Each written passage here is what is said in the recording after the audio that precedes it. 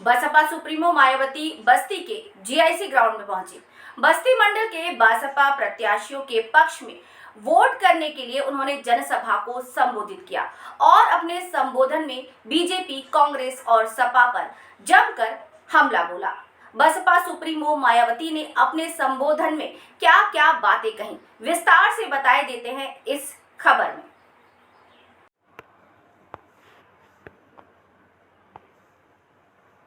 अपने संबोधन में बीजेपी, कांग्रेस और सपा पर जमकर हमला बोला बसपा सुप्रीमो मायावती ने।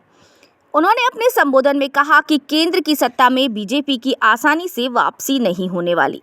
बीजेपी की जातिवादी, पूंजीवादी और सांप्रदायिक और इनकी कथनी और करनी की वजह से सत्ता में नहीं आसानी से आएंगे, बशर्ते इलेक्शन फ्री और फेयर हो और आम चर्चा के अनुसार ईवीएम मशीनों में गड़बड़ी नहीं की जाती तो बीजेपी आसानी से सत्ता में नहीं आने वाली।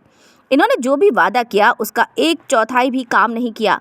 इनका ज़्यादा समय अपने चहेते बड़े पूंजीपतियों को लाभ पहुंचाने में लगा, जो इनको इलेक्टोरल बॉन्ड के जरिए चंदा लेकर चुनाव लड़ते हैं, अपनी पार्टी चलाते हैं। इसका खुलासा सुप्रीम कोर्ट की रिपोर्ट में सामने आया।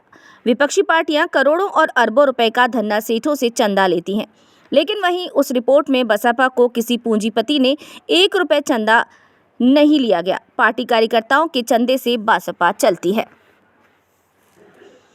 पूर्व में रही कांग्रेस की तरह बीजेपी की पूंजीवादी, सांप्रदायिकवादी सोच की वजह से सर्व समाज के गरीब, दलित, पिछड़ों और अल्पसंख्यकों का विकास नहीं हो सका है। वर्षों से दलितों, पिछड़ों और आदिवासियों के आरक्षण का सरकारी नौकरियों में कोटा अभी तक पूरा नहीं हो गया है। विशेष तौर पर से SC/ST एक्ट का सरकारी नौकरियों में पदोन्नति का आरक्षण भी प्रभावहीन बना दिया गया है। सपा सरकार में ये व्यवस्था पूरी तरह से खत्म कर दी गई थी। केंद्र और राज्यों के विरोधी पार्टियों की सरकारों ने प्राइवेट सेक्टर में आरक्षण दिए जाने की व्यवस्था किए बिना ही ज्यादातर सरकारी काम प्राइवेट सेक्टर के पूंजीपतियों को दे दिए, जिसकी वजह से इनको आरक्षण का बहुत ही कम लाभ मिल सका। जातिवादी, पूंजीवादी, संकीर्ण, सांप्रदायिक व द्वेषपूर्ण नीतियों एवं कार्य प्रणाली आदि से तथा इनकी कथनी व करनी में भी काफी अंतर होने की वजह से अब ऐसा लगता है कि इस बार ये भारतीय जनता पार्टी भी केंद्र की सत्ता में आसानी से वापस आने वाली नहीं है, बशर्ते यदि ये चुनाव इस बार फ्री एंड फेयर होता है तथा आम चर्चा के मुताबिक वोटिंग मशीनों में भी कोई गड़बड़ी आदि नहीं की जाती है। देश की जनता काफी हद तक इस बात को समझ चुकी है कि इनकी पार्टी ने अब तक देश के विशेषकर गरीबों, कमजोर तबकों, मध्यम वर्गीय एवं अन्य मेहनतकश लोगों को जो इन्हें अच्छे दिन दिखाने के असंख्य प्रलोभन भरे वायदे किए हैं तथा अनेकों हवाई व कागजी गारंटी आदि भी दी है, तो उनका जमीनी हकीकत में अभी तक इन्होंने लगभग 1/4 हिस्सा भी कार्य पूरा नहीं किया है, बल्कि इसके स्थान पर इनका ज्यादातर समय व ताकत भी यहाँ इनके अपने चहेते रहे बड़े बड़े पूंजीपतियों एवं धन्ना सेठों को ही ज्यादा से ज्यादा माला माल व धनवान आदि बनाने में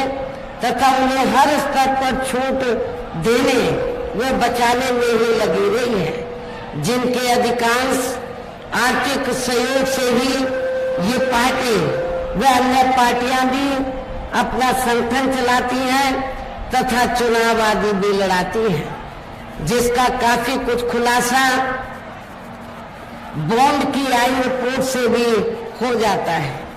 जब रिपोर्ट आई तो आपको ये जानकर आपको लगा होगा कि इस रिपोर्ट में बीएसपी तो किधर नहीं है। जब रिपोर्ट आई तो रिपोर्ट में कांग्रेस, बीजेपी व जो अन्य और विरोधी पार्टियां हैं, तो रिपोर्ट से ये खुलासा हुआ कि इन सभी विरोधी पार्टियों ने तो देश के बड़े बड़े पूंजीपतियों व धंधा सेठों से बॉन्ड के जरिए अपनी पार्टी के संगठन को चलाने के लिए, चुनाव आदि लड़ाने के लिए करोड़ों व अरबों रुपया लिया है। लेकिन उस रिपोर्ट में कहीं ये वर्णित नहीं था कि बहुजन समाज पार्टी ने किसी भी पूंजीपति या धंधा सेठ से एक भी रुपया अपनी पार्टी के संगठन को चलाने के लिए या चुनाव आदि लड़ाने के लिए लिया है। पूर्व की रही कांग्रेसी सरकार की तरह ही वर्तमान भाजपा सरकार में भी इनकी जातिवादी, हीन, सांप्रदायिक एवं पूंजीवादी सोच व नीतियों के चलते ही पूरे देश में सर्व समाज में से खासकर गरीबों, दलितों, आदिवासियों, पिछड़े वर्गों, मुस्लिम एवं अन्य धार्मिक अल्पसंख्यक समाज के लोगों का भी पूर्ण रूप से विकास व उत्थान आदि नहीं हो सका है। और इस संदर्भ में वैसे आप लोगों को ये मालूम है कि पूरे देश में यहाँ दलितों, आदिवासियों एवं अन्य पिछड़े वर्गों का सरकारी नौकरियों में वर्षों से अधूरा पड़ा आरक्षण का कोटा भी अभी तक पूरा नहीं भरा गया है। विशेषकर SC व ST वर्गों के सरकारी कर्मचारियों का पदोन्नति में आरक्षण भी अब काफी हद तक प्रभावहीन ही बना दिया गया है।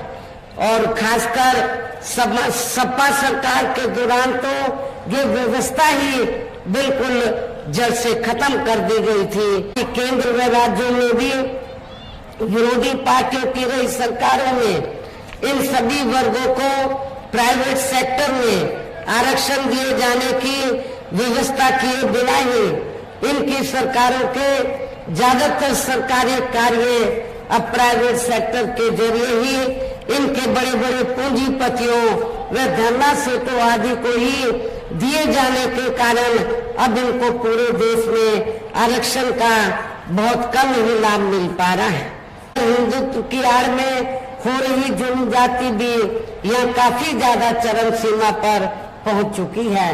दादू, आग का तारा मतलब? बहुत प्यारा, बिल्कुल तुम्हारे जैसा। पापा, ऑनलाइन फॉरेक्स ट्रेडिंग पर best offers, high returns, bonus deposit और इनाम जीतने का मौका। हाँ बैल, मुझे मार मतलब? मुसीबत को बुलाना तुम्हारे पापा जैसे। आरबीआई कहता है आकर्षक ऑफर्स का लालच देने वाले अनधिकृत प्लेटफॉर्म्स पर फॉरेक्स ट्रेडिंग करना यानी अपने पैरों पर कुल्हाड़ी मारना। इसका मतलब? इन्हीं से पूछो। समझा पापा। आरबीआई कहता है जानकार